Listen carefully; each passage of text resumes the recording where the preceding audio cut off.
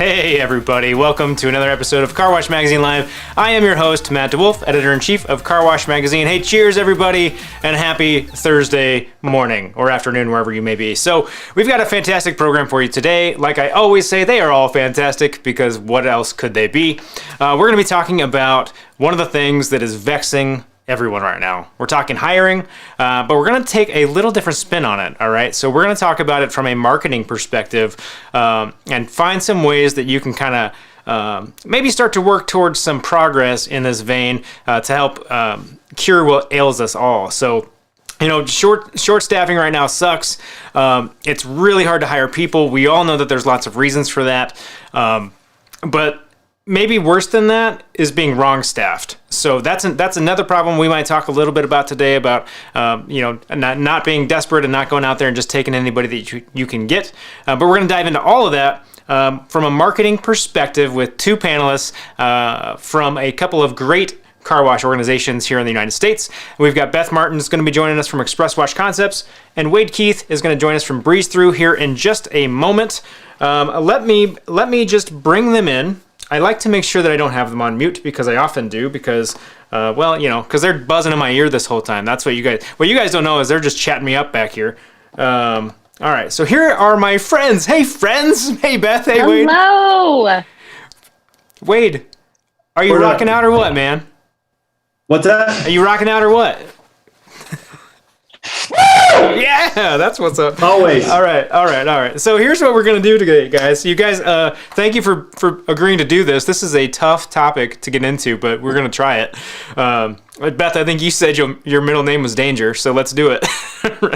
Know it. Danger.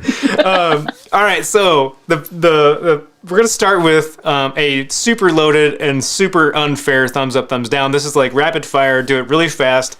I just want you both to give me either double thumbs up or double thumbs down. You got to put them right there so we can see them. Ready? Here we go. Thumbs up, thumbs down. You have all the employees you need right now. Let's see it. Thumbs up? What, Beth? You're finding new employees is easy. Thumbs up, thumbs down. Down, lots of down. And you're being pushed to try new things in your talent acquisition and retention approach. Thumbs up, thumbs down. Hey, all right. So I cheated big time because I knew those answers. Except, Beth, I don't know how you have all the employees you need. Maybe you have some of the wrong ones. Well, listen, I just wanted to start this off kind of exciting, right? Because do we have all the employees we need to open up the doors at this particular moment? The answer is yes. Do we have the number that we want? The answer is no. And so it's a shift in perspective that I think we all need to think about. That's funny. That's really I really like that because I play on an old man baseball team, and sometimes it's hard to get 9 people to the field. And you always say, "Hey, we got the right 9." So that's all that matters. You got the right people on that bus. That's funny. Okay, so. That was our quick round of thumbs up, thumbs down. No controversy in that little segment, but I want to start out with one thing that you all are doing from a talent acquisition perspective that's been working. So we're going to start there. We're going to start, for me, that's Wade. You're on the far end.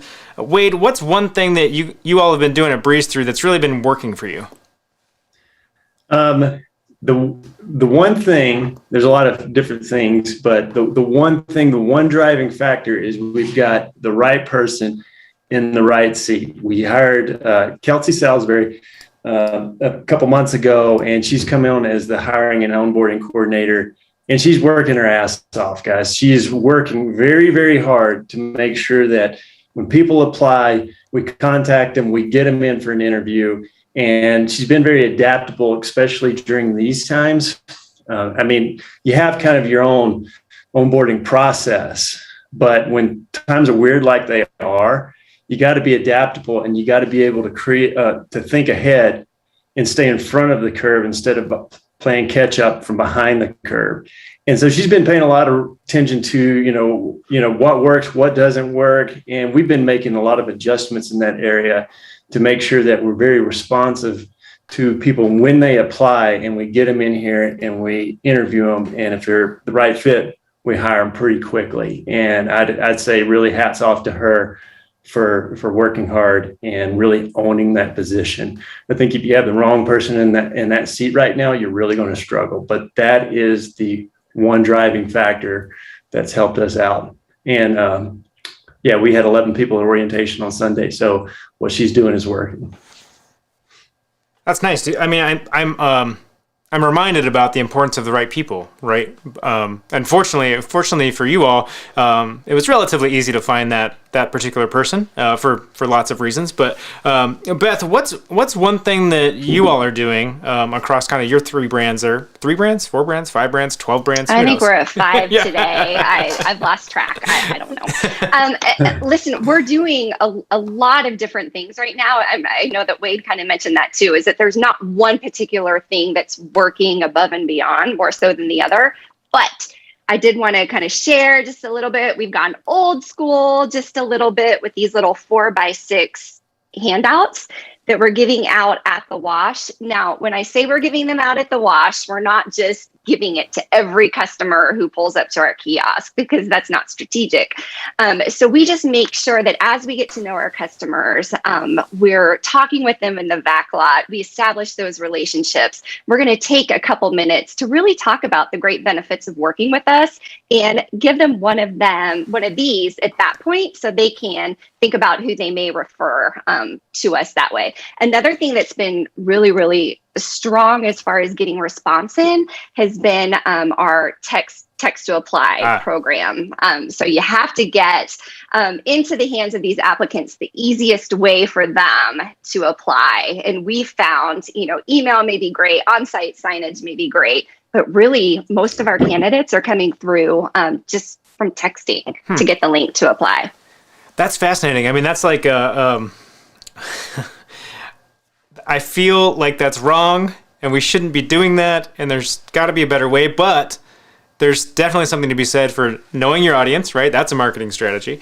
Know that audience and get to them where they are. And if our audience is on their mobile device and they're texting, we should be hitting them there to get them there. Hey, Wade, are you guys doing anything on that front? Are you guys using text as a channel? No, we're not using text right now. No, it's something we're considering for next year.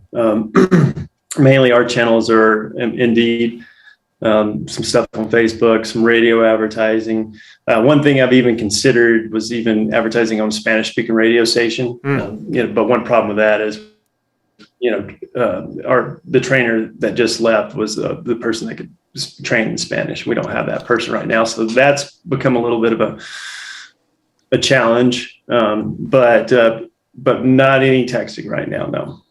Gotcha. Okay. Well, that's one thing that's working. And folks watching at home, if you guys have questions, go ahead and put those in the chat, and we'll get to those for you, and we'll bump those up into this program. But for now, I want to move on to one thing that you thought was totally going to work, and it didn't. So we're going to go in reverse order here. Beth, let's have you go first here. One thing that you totally thought was going to be awesome, and it just didn't work. I'm thinking we're trying so many different things right now. There are pros and cons to everything. I think Facebook is something that we're seeing that we put a lot of manpower behind designing the perfect copy with the perfect photos and graphics.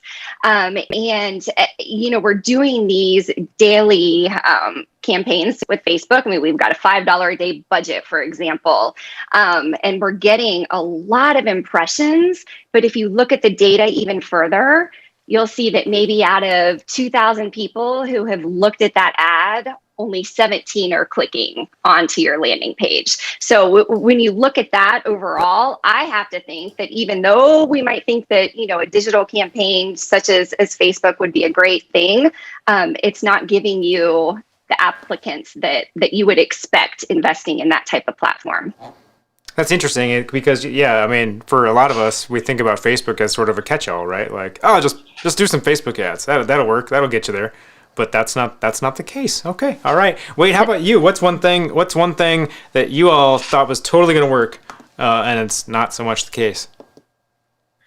Well, first of all, I just want to echo what Beth said. Facebook is thumbs down. Does not work, right? Yeah, and I love how you put a spin on it too, Matt. It's like a catch-all. When people think advertising, they think Facebook is the only way to advertise anything these days, right? There's a lot of different channels. So don't get stuck in that Facebook mindset that everything you need to do is on Facebook, because as Beth said, Facebook doesn't work, and it hasn't worked for us. But you asked for one thing that you thought would work and totally isn't working. And I think sticking to kind of regular onboarding processes during this weird time that we're in right now hasn't worked. We've had to been very adaptable to kind of work around that. And when it comes to filtering people out before they even walk in the door, we do phone calls and that kind of stuff to just make sure they might be a right fit before we even get them in for an interview. Well, we did away with that. Just right now, especially. We might go back to that later on, but people are that want to work are getting hired up pretty quickly. And so if you have an extensive process in that realm, then by the time you get through kind of the initial screening, well, that employee that you wanted to bring in for an interview might already have a job now. So I don't know if it's something that it worked before, but it's not necessarily working right now in this environment. So the challenge is like, it's back to this concept of like, you don't want to be wrong staffed. So you're having to accelerate your process a little bit. And like, you want to make sure you still are getting the right people. But if you got to go fast, like, so you got to move so fast, and you got to be able to identify them right away and make sure that they're the right fit really before they ever get to you. And that's part of what we're going to get into in just a minute, which is this whole journey concept. It might surprise everybody at home to think that I might want to talk about journeys and customer journeys and employee journeys and all those things. But we're going to get into that in just a minute. I want to come back to something. So Wade, you're talking a lot about how you've sped up the process a little bit to make sure that you are capturing those people who are coming in the door and who you're getting to the interview process. I want to talk about messaging a little bit, because I think one of the hardest things right now is when you go down the street and you look over and you see a fast food chain offering $1,000 sign-on bonus. You look over the other way, you see another retail outlet offering a big bonus. So that's obviously attractive. Money talks, but talk to me a little bit about what kind of marketing messages you all are using in this talent acquisition strategy. And we'll go reverse it up again. Wade, we'll start with you, and we'll end with Beth. Well, you said, I mean, we're leading with pay just like everybody else. I know you said in our pay, our starting pay is pretty good. And even during the shutdowns and that kind of stuff, our pay was way higher than a lot of places around here. So, I mean, that's the main thing, is leading with pay. Some of the messaging that we used to put out there and we don't anymore. We talked about benefits. We talked about 401k, right? A lot of the people that come and work for us, we hire all ages, but a lot of the people that apply for us and come work for us are fit in the younger demographic. So not a lot of them don't even know what a 401k is. They think it's a video game. And, if you put that on a sign and they think they're going to come in here and play video games all day long, well, that's not realistic. That's not the job at all. So we've kind of done away with that. Right now we're in the process of rethinking kind of what our messaging is to apply, or to really kind of to attract some of this younger demographic. What do they care about? A fun atmosphere, teamwork. Right. What are those things that really that they really care about? And so that's kind of some messaging that we're going to start introducing here pretty soon, because of the benefits 401k, we got rid of it. They're not comprehending that the way that, folks further on in their career would. So that's kind of some of the messaging we're doing right now. We have a manager accreditation program that we're going to be introducing in a couple months, where members of Thru can get a manager accreditation certificate, which is the equivalence of an associate's degree. But we're going to start advertising that pretty heavily a little bit further down the line when it comes to life. We also have employee housing. So we now have 10 apartments behind our headquarters here. The idea behind that is to provide an affordable option for employees if they need some housing. So that's some other stuff we're going to be introducing as well. The employee housing is already out there. So these are some of the messages that we're putting out there, but I think simplifying, figure out, especially banners work well for us. A lot of people are seeing the banners and they're applying with us. And if you got to apply the same concept you do when you think about outdoor media, people are driving by it really fast. What are just a few things that you can put on there that they can digest? And so us putting benefits of 401k, what are some other things that we can put in that hierarchy where people digest that information pretty quickly? And the direction we're going is more of, fun atmosphere, teamwork, that kind of stuff, things that, maybe the younger generation likes. So. Yeah. Well, I think it's all like the key in what you were just talking about there is speaking to your unique value proposition, right? So what is it? What's the one thing that you do that makes you really unique, that's different from the place that's going to throw a sign-on bonus at you, right? Now, sign-on bonuses are great. That can be a great tactic and a great way to get people in the door. But if they're not coming for the right reasons, that's not going to do you any good. Beth, let's hear from you. What kind of messages are you leveraging in this kind of employee acquisition side? I think one of the best exercises we had to do was revamp that 150 character limit for our text program, right? And I encourage all of you, when we get off of here today, take 10 minutes to think about it. How would you describe your position that you're hiring for, your company, in 150 characters or less? Those aren't words, by the way, those are characters. So our theme has always been, really for the past several years, come grow with us. We're a rapidly growing company. I don't necessarily want to bring in somebody who's just going to work with us for the summer and leave, right? I want them, and I know that it's optimistic and it may be unrealistic, but we want to create lifetime positions for lifetime employees. That will always be our goal.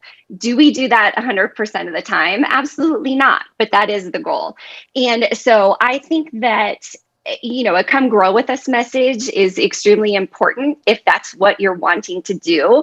And then what else do you offer beyond, great wages? Are you offering commissions? What about your benefits? You still need to touch on them, even if the 401k and those types of things aren't necessary, to a particular demographic you may be bringing in. It's important for them to understand.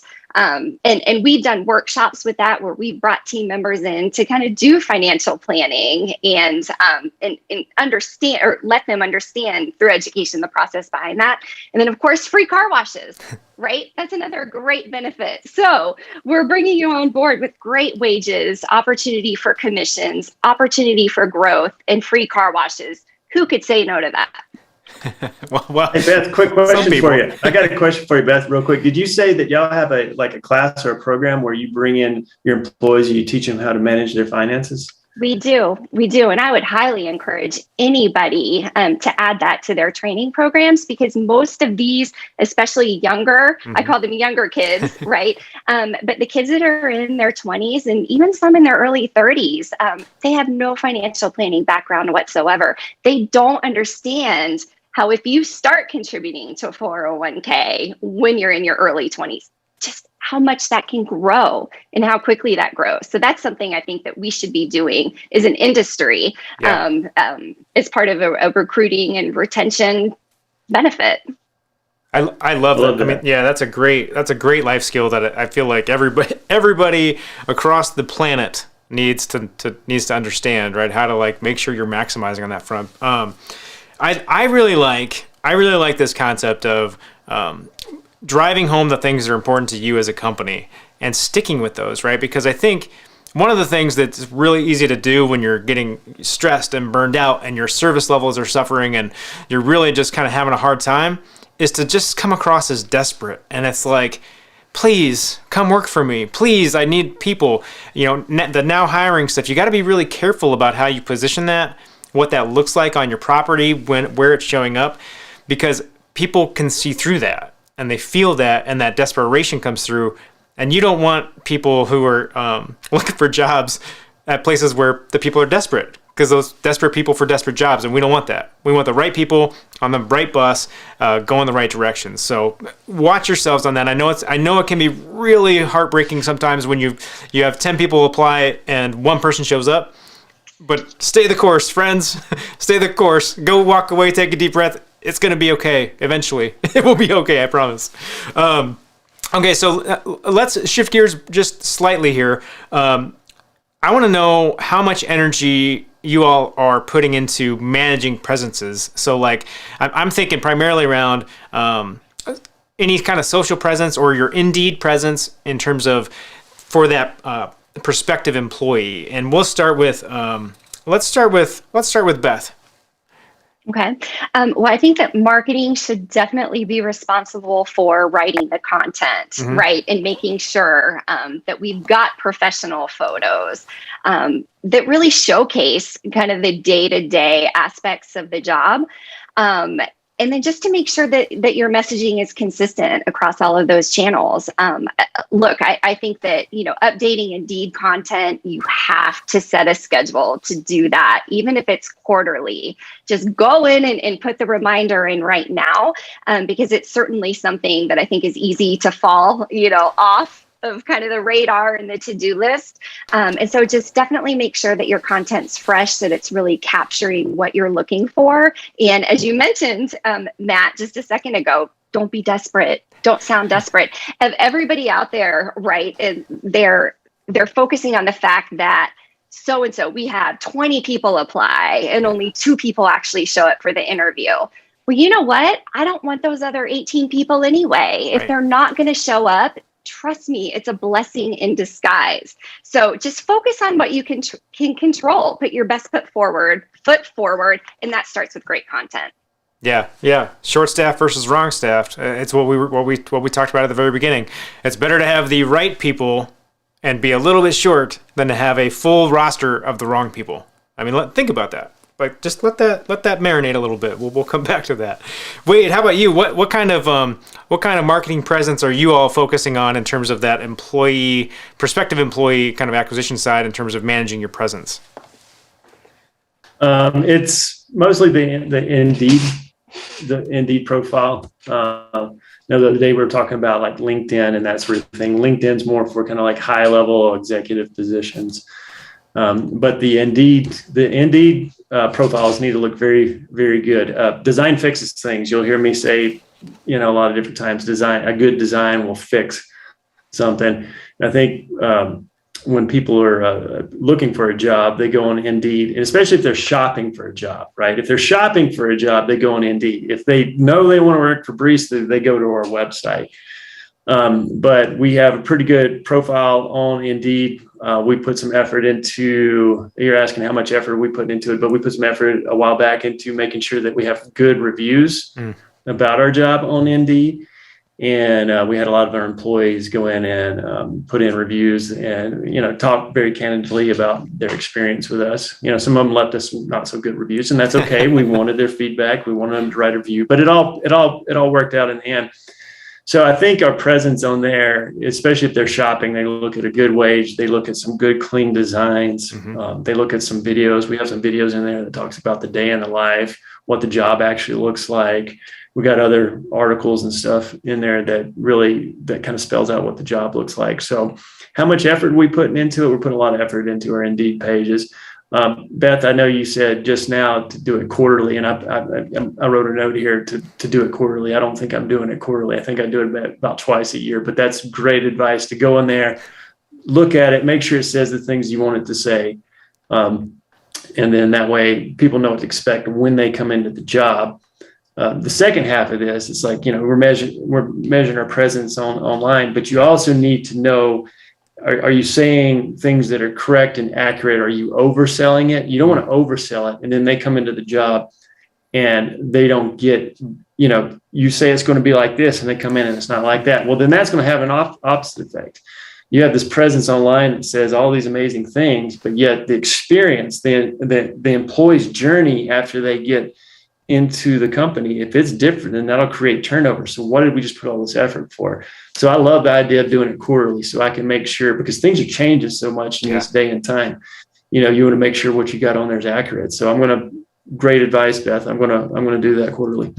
We're gonna bring this back for you folks. So the whole premise of this particular episode is how you can take these marketing concepts that you are actively using in other places and in other strategies of your business. So you are using these techniques to get customers, right? To sign them up for unlimited plans, to get people to upgrade their service on site. You're doing all these things on that end of the business. What you just heard Wade talk about, and what Beth's been talking about, and what we've been kind of preaching on, is you can take those same principles and turn that lens on prospective employees, and you're going to have fantastic results on that side of the house. So, you think about what things look like, how you're managing that presence, getting reviews. How many times do we talk about getting reviews? How many times do we talk about managing those reviews? So think about that. Apply what you're doing in your marketing sphere that's doing really well, and apply that on the other side of the house. Okay, so let's get into the journey real quick. I want to talk about it. We could do a whole giant 7-series podcast or live show or anything on creating a good employee journey, and we've got some other content out there for you. But I want to talk a little bit about using the employee journey as a retention tool. So let's pretend that we've gotten our great people in the door. We have a full roster of the right people. Let's talk about the journey a little bit. And Beth, can you go ahead and start for me? Sure. I think that more times than not, we're thinking about trying to find these outside candidates, right? Through digital advertising, texting in, radio, TV, on-site signage, whatever. But we're missing an opportunity by not engaging our current employees and our team members to help really drive that referral base. And so I highly recommend that if you don't have, a referral program put in place, to go ahead and really think that through. And also, make sure that you're nurturing your employees so that they're going to, on their own, go out and tout how great it is to work with your business, with your company. And, we do that through very, very simple things. Birthday recognition. We're sending out boxes of cookies, okay, that the team member will receive on their birthday. We have the luxury of having area managers who can kind of check on the pulse of the team and the atmosphere, and they can go in and bring in lunch for teams that may need an extra boost, bring in ice cream on these 90-degree days in Ohio, and then also use just fun little incentives, right, to where we get a lot of concert tickets and sports tickets just through the different sponsorships that we do. We don't hold those for ourselves. We hold some for ourselves, right? But we send those out to team members. And I think that's just a really great way to keep employees engaged, who are in turn going to tell their friend, their next door neighbor, whoever, you need to come check out this company. It's a really great place to work. Yeah, there is power in referrals. We know this. We all know this. We just have to put it into practice. Referrals are king. All right, Wade, I want to hear more about inside matching the outside. I love that concept from a journey perspective. What are you all kind of doing from an employee journey perspective? So what are we doing to make sure what we say on the outside matches the inside? That's your question, correct? Yeah. We're actually going, okay, great. I thought the question was different, so I wrote down a bunch of notes and I'm going to mark them out. So, okay, great. All right, new question. Just kidding. We're actually going to map out the employee's journey through our business. As you heard me mention earlier, we brought on a new hiring and onboarding coordinator, Kelsey. And she noted, and everybody that comes in our company starts at the very bottom and then has to go through the initial training and that kind of stuff going up. And she gave us some amazing feedback. And she said, hey, I was told all these things in the group interview and I got in and this was an issue, this was an issue, and this was an issue. And even this was an issue. I mean, she spelled it out for us, all these issues, and she's bringing us feedback and she felt comfortable giving us the feedback, unlike maybe a lot of other employees. And she said, if I wasn't as connected to this business as I have been all this time, I would have possibly quit this company because of the experience right when I got in. Mm-hmm. So we're actually going to take the concept of a customer journey map, which we've talked about in plenty of other episodes, and we're going to create an employee journey map.